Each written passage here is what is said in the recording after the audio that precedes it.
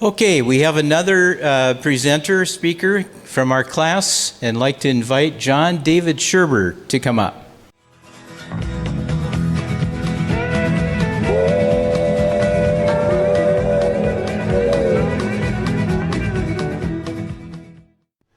Now, whenever anybody comes to a class reunion, they always ask themselves, can I live up to other people's expectations? Will I fit in? What do they think of me? Am I big? Am I small? Am I fat? Am I thin? Was I fired? My question that Justin was asking, okay, who's been divorced the most times? But I'm going to get into my story.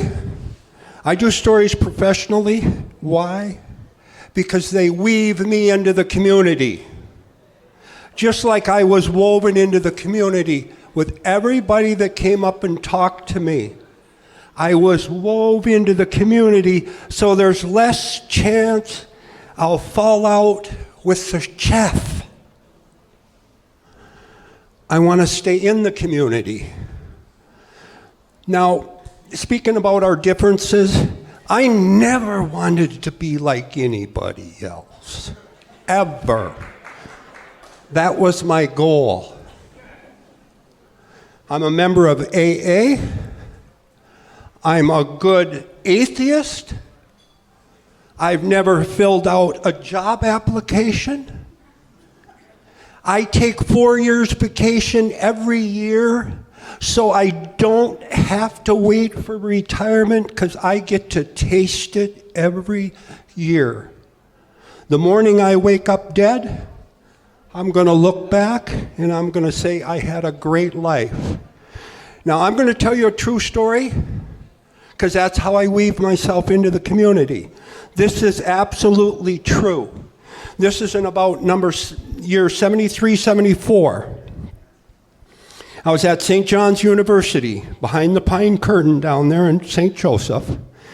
And a guy came up and he said, my dad, we're looking for 4 jobs on the railroad in the cities. So I said, I'll do it. I'll get on the railroad. And I got on the railroad. And I worked there in the city of Minneapolis, lived in a boxcar, and we were a line crew. Good education to see how hard people work. But I learned there that the brakeman and the lineman on the train did not really care if you hopped it.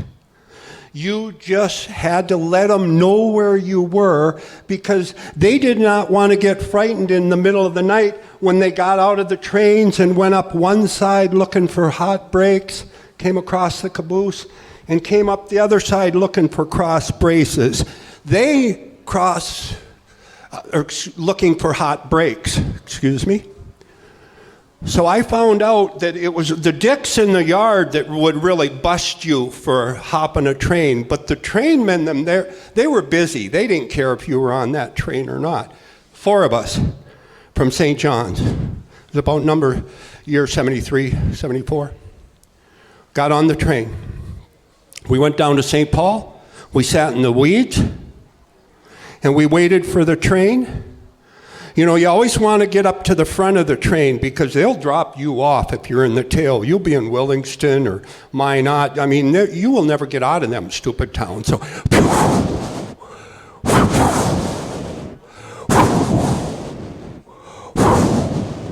they were putting a train together. 4 of us were sitting in the weeds watching. I've been at hop freights twice east, twice west. And we saw the train. It was long. It was long. And we saw a guy get on way back near the end. We saw him jump up on there. And you really don't want to be in the same boxcar with somebody you don't really know because they'll kick you out for cheese and a couple crackers. And they'll never find you on the side of the road in Dakota. So at the very last minute, we were looking, watching. We could see the engineer got on, the brakemen got on, all those guys got on. So at the last minute, we jumped on. I was the last one. My buddies pulled me in. Okay.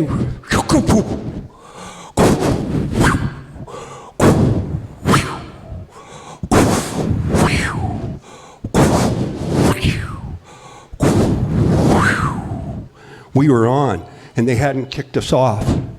So we felt really, really lucky. You know, it's the biggest skateboard you'll ever ride. It's hot, so you're taking off your clothes, you're trying to get comfortable. It's sweltering hot. The beauty of a train is you get a place to sleep, you get a place to ride. They tell you whatever town you're in, there's a big sign.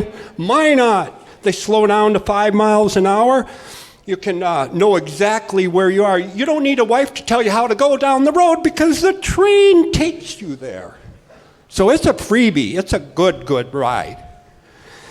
And we were cruising along. It was hot.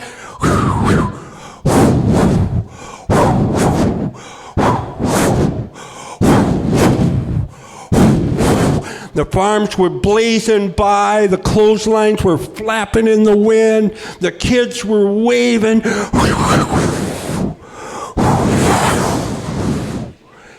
Just west of Willingston, we went by an intersection, and there was every color of cop car known to man at that crossing. And as soon as we saw those cop cars,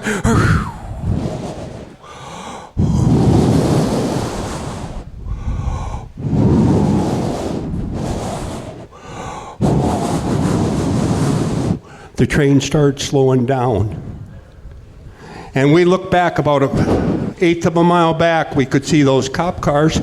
And as soon as the train stopped, we saw all the car doors open. We saw the cops get out and approach the train. We said, shit, we had some highway vitamins on us. So I said, Jesus, we're getting out these on the other side of the train. They'll never look over there. So I jumped out with the highway vitamins. I put some over there by that bush. I put some over there by that Dutch Ripple chips bag. And I put another box over there by the rocks. We got all back up. We were sitting there in the train. And they sent one big heavy guy.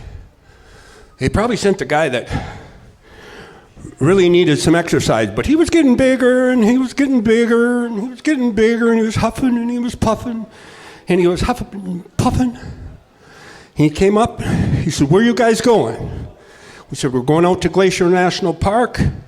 We're taking the train through the park, and we're walking back through Glacier National. We got 1 month to camp before school starts. And that's our story. And he goes, okay, be careful. And as he's walking away, I said, hey, why did you stop the train? And he said, that guy back there we've been trying to catch for 10 years. He's an international auto parts thief. At every town, he throws burlap bags of parts out, radios, doors, everything, throws them out the side of the train. His buddy drives along and picks him up. We finally got him. Have a good day.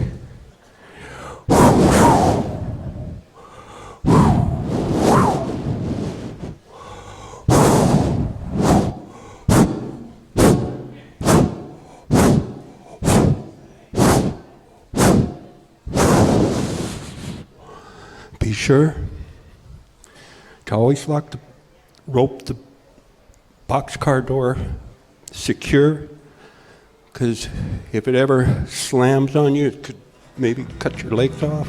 It's a very, very dangerous sport. I thank you.